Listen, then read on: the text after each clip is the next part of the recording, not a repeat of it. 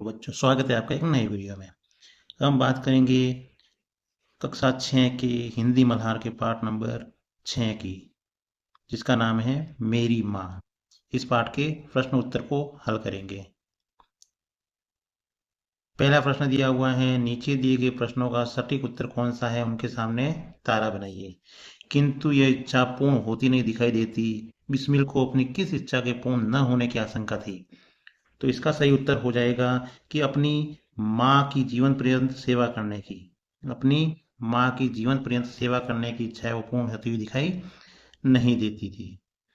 अगला सवाल है, राम प्रसाद बिस्मिल की माँ का सबसे बड़ा आदेश क्या था? तो इसका सही उत्तर है, कभी किसी से छल नहीं करना। किसी से भी छल नहीं करना चाहिए।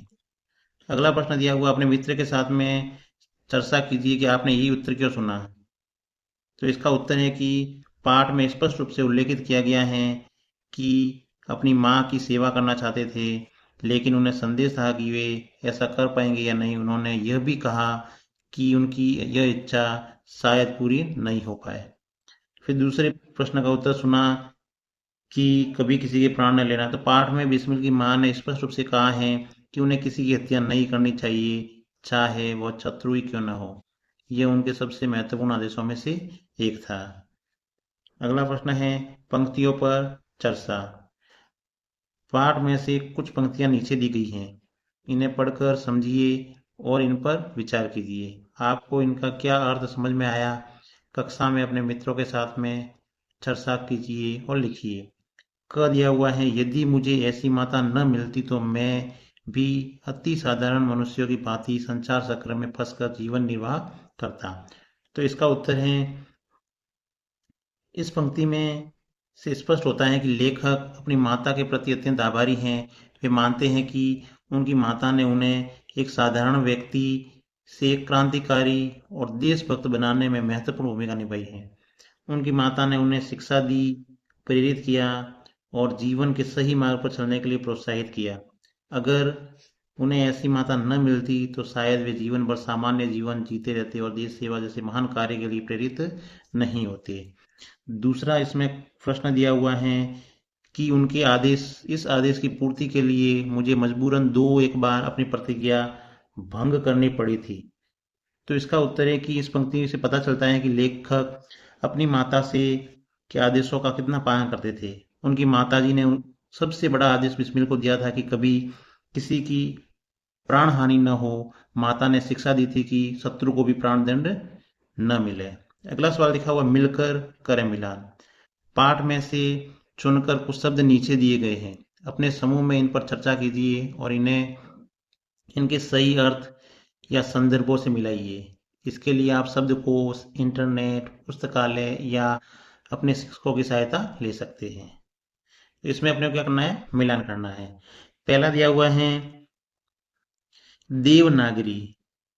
तो देवनागरी क्या है? तो देवनागरी भारत की एक भाषा लिपि जिसमें हिंदी, संस्कृत, मराठी आदि भाषाएं लिखी जाती है।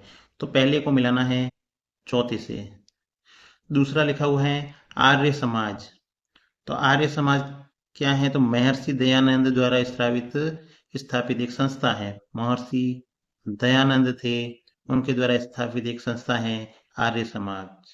फिर है मैजिनी। तो मैजिनी क्या है? इटली के एक गुप्त राष्ट्रवादी दल का सेनापति, इटली का मसीहा था जिसने लोगों को एक सूत्र में बांधा। फिर एक गोविंद सिंह, गुरु गोविंद सिंह है। वो कौन थे? तो ये सिखों के 10वें गुरु और अंतिम गुरु थे। उन्होंने खालसा पंथ की स्थापना की थी। तो इस प्रकार से इनका मिलान करना है। अगला प्रश्न दिया हुआ है चोस विचार के लिए। पाठ को एक बार फिर से पढ़िए और दिए गए प्रश्नों के बारे में पता लगाकर अपनी लेखन पुस्तिका में लिखिए। इसमें प्रश्न दिए हुए हैं कि बिस्मिल की माताजी जब ब्याह कर आई थी तो उनकी आयु काफी कम थी। पहला दिया हुआ, फिर भी उन्होंने स्वयं को अपने परिवार के अनुकूल कैसे ढाला। और दूसरा दिया, उन्होंने अपनी इच्छा शक्ति के बल पर स्वयं को कैसे शिक्षित किया। तो इसमें पहले का उत्तर है कि उन्होंने स्वयं को अपने परिवार के अनुकूल कैसे ढाला। तो बिस्मिल की माँ 11 वर्ष की उम्र में विवाहित होकर अपने ससुराल आई थी। उन्होंने लगन से जल्द ही गृह कार्य सीख लिया, घर के जो काम करने हैं वो सीख लिए थे। और परिवार के कामकाज को कुशलतापूर्वक करने लगी थी।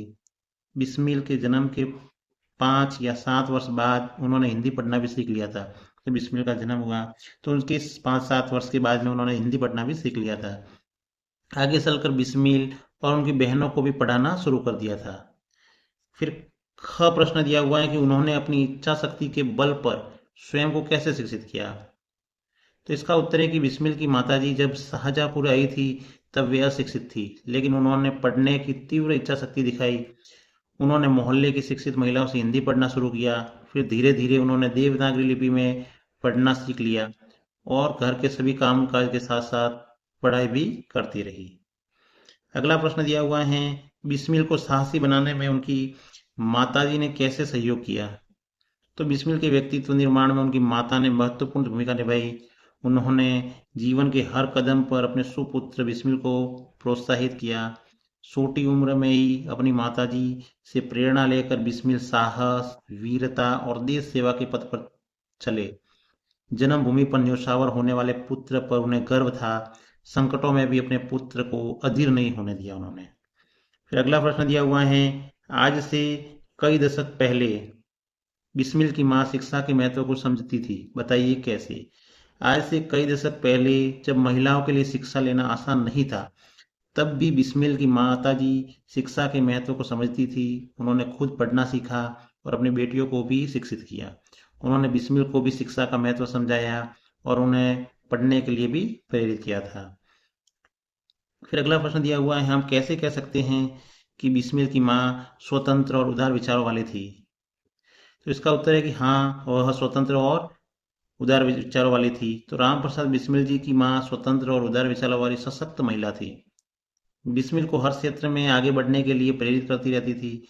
शिक्षा आदि के अतिरिक्त वे उन्हें अन्य काम जैसे देश सेवा हेतु विभिन्न सम्मेलनों में भाग लेने हेतु उत्साहित करती थी। बिस्मिल की बहनों को भी छोटी आयु में उनकी माँ को ही शिक्षा दिया करती थी। अपनी माँ के स्वतंत्र और उदार विचारों के कारण वे स्वाधीनता संग्राम की क्रांतिकारी गतिविधियों में भाग ले सके और माँ भारती को गुलामी की जंजीरों से मुक्ति दिलाने के लिए संकल्पवान भी बने। फिर अगला प्रश्न दिया हुआ है, आत्मकथा की रचना।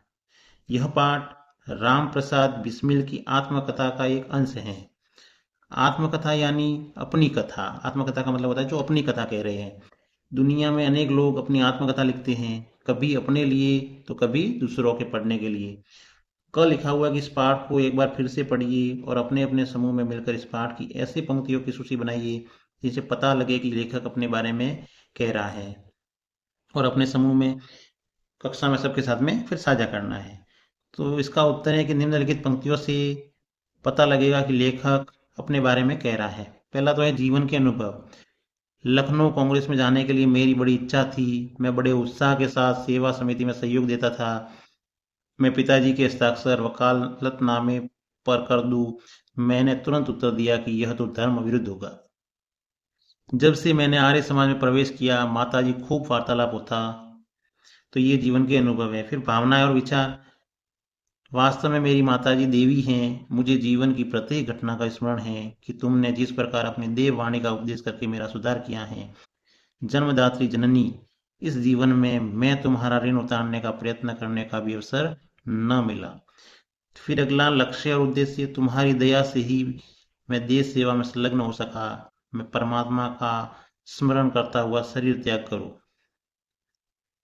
फिर अगला दिया हुआ है शब्द प्रयोग तरह तरह के। माताजी उनसे अक्षर बोध कराती। इस वाक्य में अक्षर बोध का अर्थ है अक्षर बोध या ज्ञान। अक्षर का बोध करना या ज्ञान अक्षर बोध का अर्थ होता है। एक अन्य वाक्य देखिए, जो कुछ समय मिल पाता जाता उसमें पढ़ना लिखना करती। इस वाक्य में पढ़ना लिखना अर्थात पढ़ना और लिखना। हम लेखन में शब्दों को मिलाकर छोटा बना लेते हैं, जिससे समय, स्याही, कागज आदि की बचत होती है। संक्षेपीकरण मानव का स्वभाव भी है। इस पाठ से ऐसे शब्द खोजकर सूची बनाइए।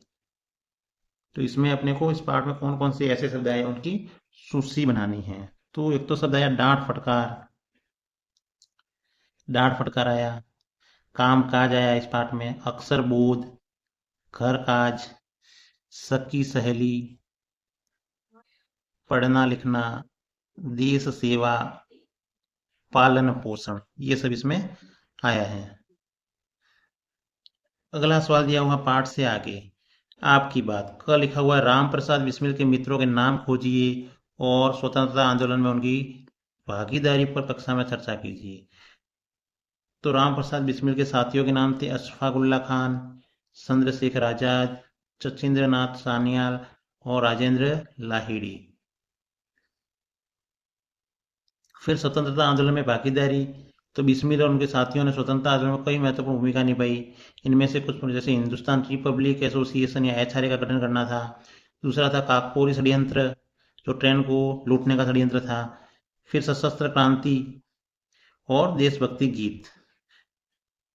अगला प्रश्न दिया हुआ है, नीचे लिखे बिंदुओं को आधार बनाते हुए अपनी माँ या अपने अभिभावकों से बातचीत कीजिए और उनके बारे में गहराई से जानिए कि उनका प्रिय रंग, भोज्य पदार्थ, गीत, बचपन की यादें, प्रिय स्थान आदि कौन कौन से है।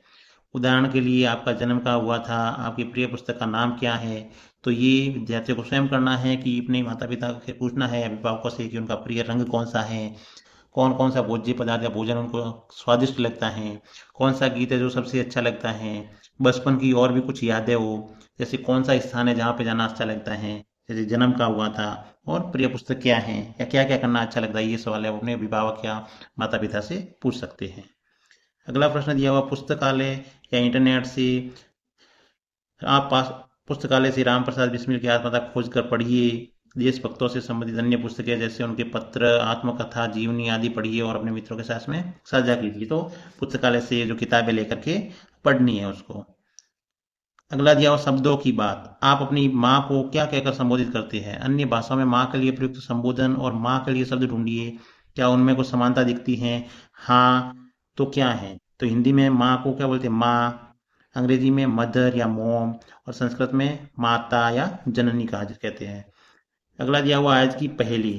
यहाँ दी गई वर्ग पहेली में पाठ से 12 विशेषण दिए हुए हैं, उन्हें छांट करके क्या करना है? रेखांकित करना है। इस सारणी को देखना है, इसमें विशेषण दिए हुए हैं जो किसी के बारे में क्या बताते हैं। विशेषण का मतलब जो विशेषता बताने वाली है। तो पहला तो इसमें दिया हुआ है मंगलमय। मंगलमयी, ये एक तो हो गया मंगलमयी। दूसरा दिया हुआ प्रत्येक, ये प्रत्येक हो गया। फिर अगला दिया हुआ है 11, ये 11। फिर दिया हुआ है साधारण, साधारण। फिर दिया हुआ है चोटी, फिर क्या दिया हुआ है? चोटी। फिर दिया हुआ है खूब, तो ये रहा खूब। इसके बाद में दिया हुआ है बड़ा, ये रहा बड़ा। इसके बाद में महान, इसके बाद में दिया हुआ है महान, तो ये रहा महान, ये महान दिया हुआ है यहाँ पर। इसके बाद में दिया हुआ है स्वाधीन, और दिया हुआ है, तो ये रहा स्वाधीन। फिर दिया हुआ है एक है धार्मिक, ये यहाँ पे दिया हुआ है धार्मिक। फिर है दुख भरी, यहाँ पर दुख भरी दिया हुआ है। और एक दिया हुआ है मनोहर, ये मनोहर, ये रहा मनोहर। तो ये 12 विशेषण हैं जो इस वर्ग पहेली में दिए हुए हैं।